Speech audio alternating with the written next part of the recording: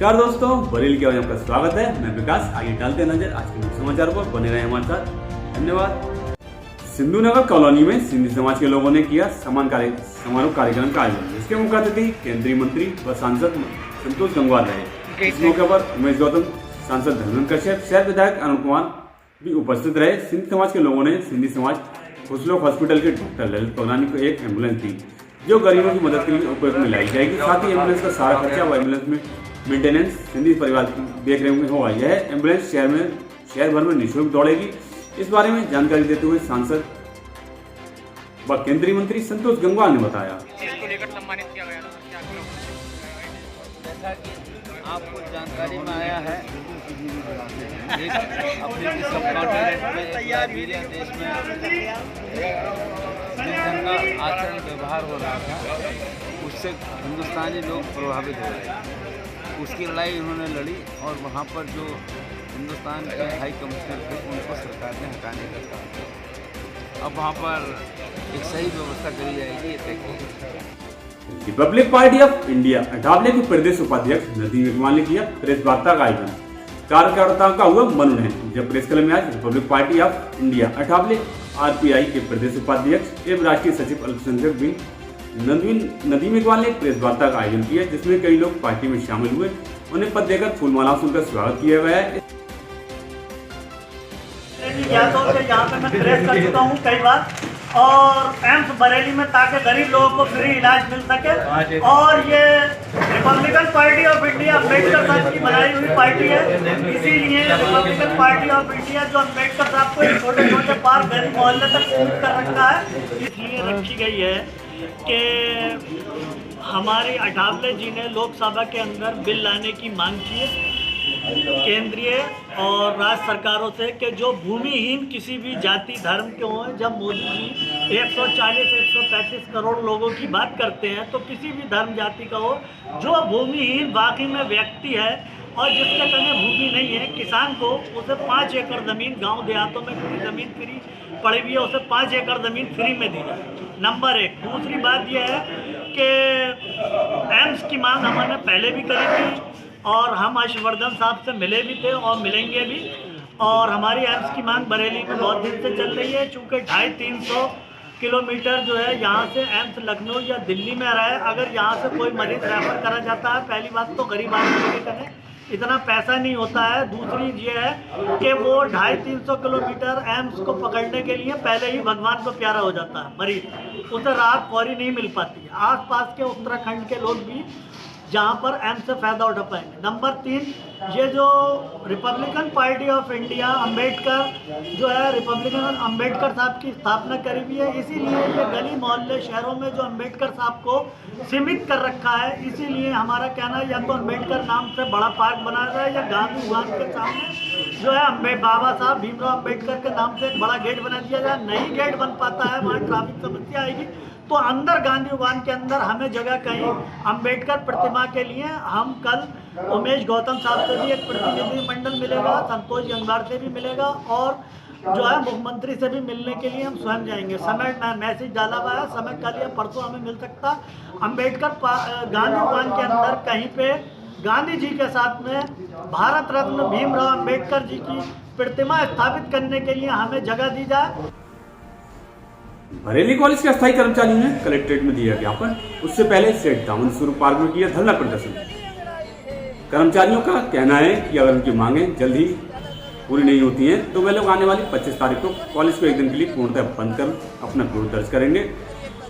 अभी तक वे सभी मानवीयों से अपनी समस्या को अवगत करा चुके, लेकिन कोई समाधान निकल कर नहीं आ रहा है, जिसको लेकर आज वे कलेक्ट्रेट पहुंचे और एक ज्ञापन दिए। इस अवसर पर कर्मचारी कल्याण सेवा समिति के सचिव हरीश मौर्य ने जानकारी देते हुए बताया। इस मौर्य कर्मचारी कल्याण सेवा समिति का मैं सचिव हूँ बरेली कॉलेज का। और हम लोग बरेली कॉलेज में यूनिवर्सिटी बनाने की मांग के लिए 4 जनवरी से बैठे हुए हैं। आज लगभग 47 दिन होने जा रहे हैं, और हमारा उत्तर प्रदेश सरकार से ये मांग है कि इसको केंद्रीय विश्वविद्यालय या राज्य विश्वविद्यालय बनाया जाए, और जो 162 कर्मचारी अस्थायी हैं इनके लिए विनियमित कर दिया जाए। इसके संदर्भ में हम सब लोग शासन को बहुत से पत्राचार कर चुके हैं, और इसी क्रम में हम जिला अधिकारी के पास में आए हैं कि हमारी सुनवाई उसके लिए 25 तारीख को आप लोग क्या करने जा रहे हैं? 25 तारीख के लिए बरेली कॉलेज पूर्ण बंद करने की हम लोगों को। तपेश्वरनाथ मंदिर में श्रीमद् भागवत कथा हुई संपन्न।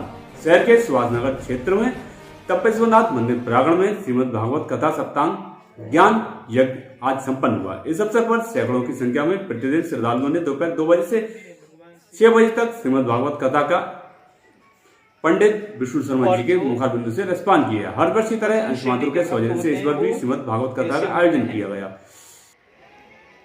सबसे पहले तृतीय श्रेणी के भक्त वो होते हैं जो केवल अपने से मतलब रखें। प्रेम से कह दीजिए राधे राधे, जोर से कह दीजिए राधे राधे। आईएनसी प्रमुख मौलाना तौकीर रजा खान नहीं दे सके गिरफ्तारी। रामपुर दरगाह के सज्जाद नसीम की गिरफ्तारी पर भड़के मौलाना तौकीर रजा खान ने सोमवार को आईजी के समक्ष कहा था कि गिरफ्तारी देंगे, लेकिन आईजी के शहर से बाहर होने पर आज उनकी गिरफ्तारी टाल दी गई है। एसपी रोहित सिंह सजवाण ने इस बारे में सभी को अवगत कराया है।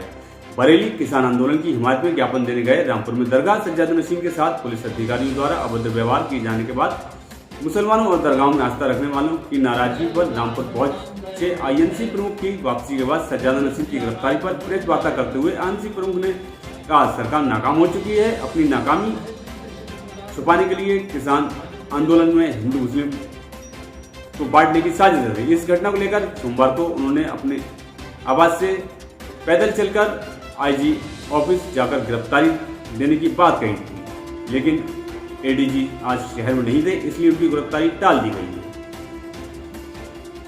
चूंकि दूसरे जोन का मामला है और एडीजी साहब भी इस वक्त छुट्टी पर हैं, रात तमाम बातचीत हो गई। अगर वक्त से ये सारी चीजें हो जाती तो शायद आज अखबार में भी वो बात आ जाती, लेकिन चूंकि लेट नाइट थी इसलिए अखबार में लेकिन हमने अपने लोगों को अधिकारियों से बात होने के बाद जितना मुमकिन हो सका मैसेजेस के जरिए और टेलीफोन के जरिए हमने अपने लोगों को रोकने की कोशिश की है और अल्हम्दुलिल्लाह काफी हद तक हम उसको कामयाब हुए हैं। आप लोगों तक हमारी इत्तला नहीं पहुंची, इसका हमें अफसोस है। आप लोग यहाँ आए हैं तो इसका पैगाम देना चाहूंगा और आप लोगों को मुबारकबाद पेश करता हूँ कि आप लोगों के जज्बे की वजह से अधिकारियों ने हमारी बात को तस्लीम किया है और ये बात तय हुई है कि एडीजी साहब में जुमेरात को आ जाएंगे। उसके बाद इस मामले में फैसला लिया जाएगा और जो मुमकिन मदद हो सकेगी इंशाअल्लाह। गरीब नवाज का कुल है जुमे तक इंशाअल्लाह फरहत जमाली साहब बरी हो जाएंगे, जेल से बाहर आ जाएंगे। तो जुमे तक के लिए मैं आप लोगों से माजरत चाहता हूँ। मैं चाहता था कि जुमे से पहले ये काम हो जाए, लेकिन चूंकि एडीजी साहब यहाँ मौजूद नहीं है और दूसरे जोन का मामला है, इस वजह से मैं तो चाहूंगा कि कप्तान साहब यहाँ तशरीफ लाए हैं, ये अपने मुंह से इस बात को कहें। आप लोगों से मेरी ये दरख्वास्त है, मैंने अधिकारियों से जो बातचीत हुई है, जिम्मेदार अधिकारी हैं, उन अफसरान की बातों पर मैंने भरोसा किया है और मुझे यकीन है कि मुझे जितनी यकीन दहानी कराई गई है उस पर अमल किया जाएगा और जुमे तक इंशाअल्लाह फरहत जमाली साहब जेल से बाहर आ जाएंगे। लेकिन अगर किसी वजह से तासुब की बुनियाद पर या किसी और वजह से अगर इसमें किसी किस्म की कोताही होती है तो इंशाअल्लाह आपको नहीं बुलाऊंगा। इंशाअल्लाह तन्हा पीर को मैं जाके तन्हा गिरफ्तारी दूंगा और आपको इख्तियार देता हूं कि मेरी गिरफ्तारी के बाद आप लोग जो चाहो फैसला करना। ठीक है, बात समझ में आती है। अगर जुमे तक वो बाहर नहीं आते तो इंशाल्लाह हम 2 दिन का और मौका देंगे और पीर को हम तन्हा गिरफ्तारी जाकर देंगे, अपने साथियों के साथ देंगे। आप लोग उसके बाद आजाद हो, जो फैसला चाहो कर सकते हो। मेरी आप लोगों से तमाम से ये दरख्वास्त है कि जितने लोग भी आए हैं सब्र सुकून के साथ, अमन और शांति के साथ, बहुत एहतियात के साथ अपने घरों को वापस जाए। आपके आने का बहुत बहुत शुक्रिया और मैं कप्तान साहब से दरख्वास्त करूंगा कि यहाँ तशरीफ लाए हैं, पोस्टपोन किया है, रद्द नहीं किया है। मुलतवी किया है, फिर हम जो आजाद नहीं किए जाते तो फिर तो इंशाल्लाह ये जो आज का काम रखा गया था ये इंशाल्लाह फिर पर दोबारा किया जाएगा। प्रेस वालों से भी ये जमहूरियत में सबको अपनी बात कहने का हक होता है, तो उसी में जो यहाँ पे लोग आए हैं अपनी कुछ बात रखने के लिए, तो लेकिन जिनसे मिलना था वो अभी छुट्टी पर है, इसलिए जो बताया गया है कि कुछ दिनों के बाद जो समस्या है, जो बात है, उसको दोबारा किया जाएगा, उसके बाद फिर कोई निर्णय उसमें आगे लिया जाएगा। तो ये बात बताने के लिए यहाँ पे आए थे, बहुत बहुत शुक्रिया। उत्तर प्रदेश में कई सारे ऐसे छात्र हैं जो अपनी आर्थिक स्थिति कमजोर होने के कारण कोचिंग प्राप्त नहीं कर पाते हैं। ऐसे सभी छात्रों के लिए उत्तर प्रदेश सरकार ने मुख्यमंत्री अभ्युदय योजना आरंभ की है। उत्तर प्रदेश के स्थापना दिवस पर उत्तर प्रदेश सरकार द्वारा IAS, IPS, PCS, NDS, CDS, NIT और JEE जैसी प्रतियोगिताओं की परीक्षा की तैयारी करने के लिए मुख्यमंत्री अभ्युदय योजना आरंभ की गई है। इस योजना के अंतर्गत ऐसे सभी छात्रों को निःशुल्क कोचिंग प्रदान की जा रही है जो इन परीक्षाओं की तैयारी नहीं कर पा रहे थे, लेकिन अपनी आर्थिक स्थिति के कारण अब उन्हें इस समस्या का सामना नहीं करना पड़ा। इस योजना के अंतर्गत मंडल स्तर पर छात्रों को सिलेबस प्रेवेशन बैंक भी उपलब्ध कराया जा रहा है। इन योजना के अंतर्गत छात्रों को ऑनलाइन स्टडी मटेरियल के साथ ऑफलाइन कक्षाएं भी प्रदान की गई हैं। यह सभी छात्रों जो अपनी आर्थिक स्थिति खराब होने के कारण कोचिंग प्राप्त नहीं कर पाते थे, उनको मुख्यमंत्री अभ्युदय योजना के अंतर्गत निःशुल्क कोचिंग प्रदान की जा रही है। इस बारे में जानकारी देते हुए जिलाधिकारी नीतीश कुमार ने बताया, फलीभूत करें और कंटिन्यूस बनाए रहें, सतत बनाए रखें, सस्टेनेबल रहे। इसके लिए हम लोग को काफ़ी मेहनत करना होगा। इसमें हम लोग फैकल्टी मेंबर, जैसे कमिश्नर सर ने कहा, फैकल्टी मेंबर रेगुलर चीज़ें हर एक टॉपिक वाइज पढ़ाएंगे और हम लोग का काम जो बेहतर रूप से होगा कि कैसे हम उसको दिशा दें।